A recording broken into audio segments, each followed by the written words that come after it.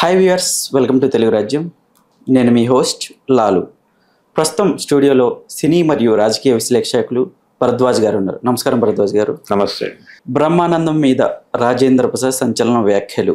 Doctor Brahmanandam గారు మాట్లాడిన తర్వాత నాలాంటి వాళ్ళు మాట్లాడటం కానీ ముస్లిం కొడుకు కదా నువ్వు. నేను దీన్ని ఎలా చూడొచ్చు అంటారు? అంటే రాజేంద్ర ప్రసాద్ అన్న మాటని తిరిగి మనం రిపీట్ చేయక్కర్లేదు, కానీ ఒకటి, ఆయన వేదిక మీద నిలబడి ఉన్న ప్రతి సందర్భంలోనూ ఏదో ఒక కాంట్రవర్సీ క్రియేట్ చేస్తూ వెళ్తున్నాడు. అంటే కాంట్రవర్సీ క్రియేట్ అయిపోతుంది. ఆయన పర్సనల్గా తన ఇంట్లోనో లేకపోతే వేరే వాళ్ళ పర్సనల్ పార్టీస్లోనో ఇంటర్నల్ మీటింగ్స్లో మాట్లాడుకునేటువంటి భాషని పబ్లిక్ డయాస్ మీద వాడేస్తున్నాడు రాజేంద్ర ప్రసాద్. ఇది ప్రమాదకరంగా తయారైంది.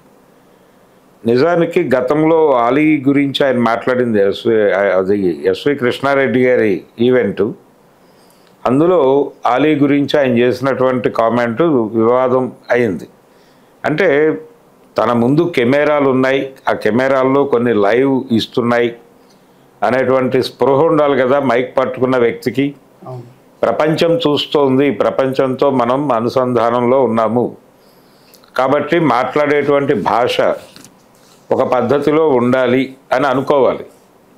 ఎవరైనా సరే ఏ సందర్భంలోనైనా సరే వేదిక మీద ఉన్నప్పుడు మైక్ పట్టుకున్నప్పుడు చాలా స్పష్టంగా గుర్తుపెట్టుకోవాల్సిన విషయం ఏంటంటే, మనం ప్రపంచానికి చెప్పే స్థానంలో ఉన్నాము, ఒక రకంగా గురుస్థానంలో ఉన్నాము అనేటువంటి స్పృహ కలిగి ఉండాలి. అక్కడ మీరు క్రిటిసిజం చేయవచ్చు, కానీ ఆ క్రిటిసిజం కూడా సభ్యత సంస్కారాలకి లోనై ఉండాలి. లేకపోతే మీరు ఏ పర్పస్తో మాట్లాడుతున్నారో ఆ పర్పస్ సర్వ్ అవ్వదు. ఓకే, మీరు జోకులు వేయండి, మీకు వాళ్ళకి ఉన్నటువంటి సాన్నిహిత్యాన్ని ప్రదర్శించే ప్రయత్నం చేయండి, కానీ దానికి కూడా ఓ పద్ధతి పరిధి ఉంటుంది. గతంలో అనేక మంది తమ పర్సనల్ విషయాలను కూడా వేదికల మీద సభ్యతతో పంచుకున్నటువంటి సందర్భాలు అనేక ఉన్నాయి. ఈయన ఆ పరిధి దాటి గబుక్కున ఒక కామెంట్ చేసేస్తున్నాడు. అది పర్సనల్ లెవెల్లో వాళ్ళిద్దరికీ ఇబ్బంది కాదు. ఇప్పుడు ఆయన అన్న మాటని బ్రహ్మానందం గారు పాజిటివ్గానే తీసుకుని ఉండొచ్చు. ఓకే, అలాగే అలీ కూడా ఆ రోజున పాజిటివ్గానే తీసుకుని ఉండొచ్చు. కానీ ప్రపంచం ముందు మీ లెవెల్ ఇది, అంటే మీరు ఈ రేంజ్లో మాట్లాడుకుంటారు అనే విషయం ప్రపంచానికి తెలియాల్సిన అవసరం లేదు. మీ పట్ల ప్రపంచంలో ఒక గౌరవం ఉంది, ఒక రెస్పెక్ట్ ఉంది. రాజేంద్ర ప్రసాద్ చాలా ఇంటలెక్చువల్ యాక్టర్ అనేది ఒక ఒపీనియన్ ఉంది ఆయన మీద. ఏది ఆయన పబ్లిక్ డయాస్ మీద నుంచి మాట్లాడటం మొదలు పెట్టక ముందు, ఆయన ఎప్పుడైతే పబ్లిక్ డయాస్ మీద మాట్లాడటం మొదలుపెట్టాడో, అంటే కొంచెం జోష్ క్రియేట్ చేయటానికి అని అనుకుంటూ తనని పిలిచినటువంటి వేదిక మీద నుంచి జనాల్ని ఎంటర్టైన్ చేస్తున్నాను అనే భ్రమకి గురై ఆయన కొంచెం అడుగు దాటి వెళ్తున్నాడు. ఈ అడుగు దాటిన ప్రతిసారి ఆయన మీద దాడి జరుగుతోంది. ఈ దాడి జరిగిన సందర్భంగా లాస్ట్ టైం ఆయన అలీ వివాదం అయిపోయిన తర్వాత, ఎస్వి కృష్ణారెడ్డి గారి ఈవెంటు, ఆయన అలీ గురించి మాట్లాడేసిన తర్వాత కన్ఫెస్ అయ్యాడు. కన్ఫెషన్ స్టేట్మెంట్ ఇచ్చాడు ఓపెన్గానే.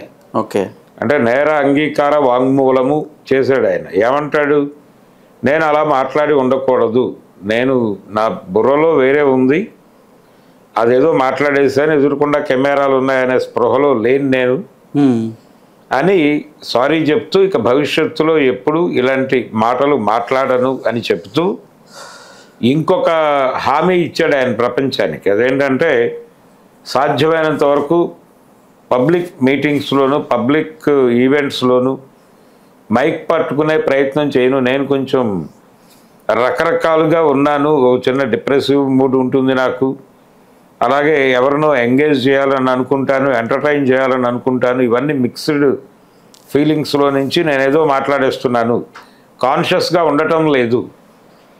కాబట్టి నేను సాధ్యమైనంత వరకు పబ్లిక్ డయాస్కి దూరంగా ఉండడానికి ప్రయత్నం చేస్తానని కూడా ప్రకటించారు వారు. ఓకే.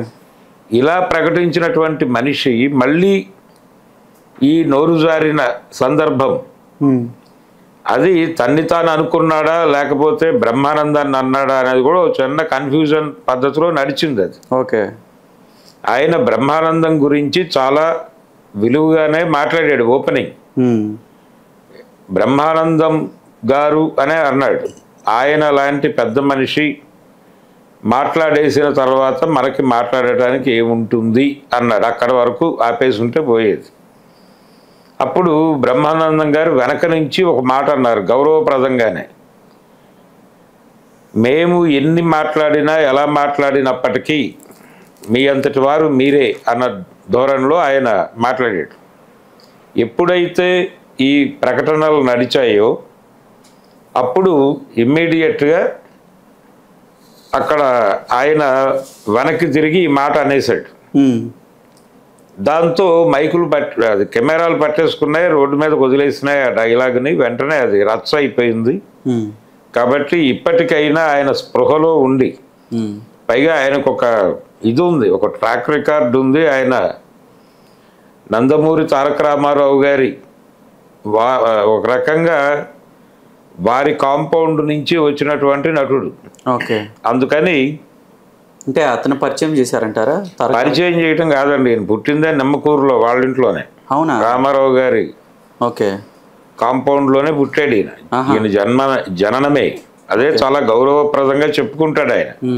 అప్పటి నుంచి ఆయనతో పాటు నడుస్తున్నారు. ఆయనతో పాటు నడవడం కాదు, అప్పటికి ఆయన చాలా పెద్దోడు. ఈయన పుట్టాడు, ఈయన తర్వాత ఇండస్ట్రీలోకి వచ్చాడు, ఇంజనీరింగ్ చదివాడు, ఇండస్ట్రీకి వచ్చాడు. ఫిల్మ్ ఇన్స్టిట్యూట్లో, అప్పుడు సౌత్ ఇండియన్ ఫిల్మ్ ఛాంబర్ ఏర్పాటు చేసిన ఫిల్మ్ ఇన్స్టిట్యూట్లో ఆయన ట్రైన్ అయ్యాడు. ఓకే. ఆ తర్వాత స్నేహం సినిమా నుంచి ఆయన ప్రయాణం బాపు గారి చేతుల మీదుగా ఆయన కెరియర్ ప్రారంభమైంది. ఓకే. అలాంటి నటుడు, అతని గురించి ప్రజల్లో చాలా గౌరవప్రదమైనటువంటి భావనలు ఉన్నాయి. ఆయన చాలా డీసెంటు, చాలా పద్ధతి, అది ఇది చాలా పైగా ఇంటలెక్చువల్ ఆర్టిస్ట్ అనేటువంటి ఒక ఇమేజ్ ఉంది ఆయనకి. ఓకే. ఇలాంటి ఇమేజ్ ఉన్నటువంటి నటుడు ఆ ఇమేజ్ని ఇలా డ్యామేజ్ చేసుకుంటుంటే బాధ కలుగుతుంది. అందుకని కొంచెం ఆయన పబ్లిక్ డయాస్ని అవాయిడ్ చేయటం బెటర్. కాన్షియస్గానో అన్కాన్షియస్గానో ఆ మాటలు వచ్చేస్తున్నాయి ఆయనకి. అందుకని ఇక ఫర్దర్గా ఆయన బహిరంగ వేదికల మీద సాధ్యమైనంత వరకు నిలబడకుండా మాట్లాడకుండా ఉండటమే శ్రేయస్కరం ఆయనకిను, ఆయన మీద ఆడియన్స్లో ఉన్నటువంటి ఇమేజ్కి కూడా ఇబ్బంది లేకుండా ఉంటుంది ఆయన గనక నోరు తెరవకుండా ఉంటే. అదొకటి పాటించగలిగితే మంచిది రాజేంద్ర ప్రసాద్ గారు. ఇంకా ఫర్దర్గా ఇలాంటి గొడవలు తిరిగి రాజేంద్ర ప్రసాద్ గురించి మాట్లాడుకోవాల్సిన పరిస్థితి కల్పించకుండా ఉంటాడని ఆశిద్దాం. అంటే వీళ్ళిద్దరు కలిసినప్పుడు అలాంటి వార్డ్స్ వస్తాయంటారా? ఎవరు కలిసినా వస్తాయి. అది ఇంతకుముందు మాట్లాడాం కదా, అలీ మాట్లాడాడు, అలీ సందర్భంగా అలాగే మాట్లాడాడు. అంతకు ముందు 2-3 సార్లు జరిగింది. ఆయన పర్సనల్ లెవెల్లో మాట్లాడేటువంటి మాటలన్నీ పబ్లిక్ డయాస్ మీద మాట్లాడుతున్నాడు. ఓకే. ఇద్దరు మనుషులు కలిసి విడిగా ఉన్నప్పుడు, వాళ్ళ డ్రాయింగ్ రూమ్లో ఉన్నప్పుడు మాట్లాడే భాష వేరు, ఓకే. పబ్లిక్ డయాస్ మీద మాట్లాడే భాష వేరు. ఆ భాషను పట్టుకొచ్చి ఇక్కడ మాట్లాడటం అనేది ఇబ్బంది కలిగిస్తుంది. అది మాట్లాడకుండా ఉండాలి. మాట్లాడలేని పరిస్థితుల్లో ఆయన ఉన్నాడు కాబట్టి మాట్లాడకుండా ఉండడం బెటర్. హలో, తెలుగు రాజ్యం ఛానల్ చూస్తున్నారా? సామాజిక, రాజకీయ, జీవన చిత్రణే తెలుగు రాజ్యం. అతిశయోక్తులు, అసత్యాలు ఉండవు. రాజకీయ కోణం కాదు, ప్రజా కోణమే కొలబద్ద. తెలుగు రాజ్యం వీక్షణ మీ ఉత్తమ అభిరుచికి నిదర్శనం.